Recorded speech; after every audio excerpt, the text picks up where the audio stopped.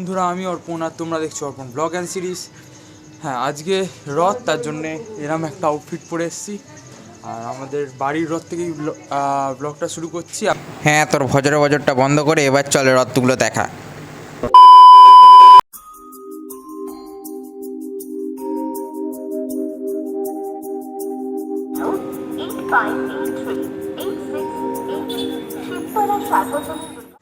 তো বন্ধুরা, ফাইনালি আমি আবার বাড়ির দিকে চলে এসেছি, কারণ রথ ওখানে ছিল না। রথ এখন আসছে, আমাদের বাড়ির সামনে দিয়ে আসছে, তার জন্যে আমি আবার দ্বীপের সাথে বেরিয়ে পড়েছি।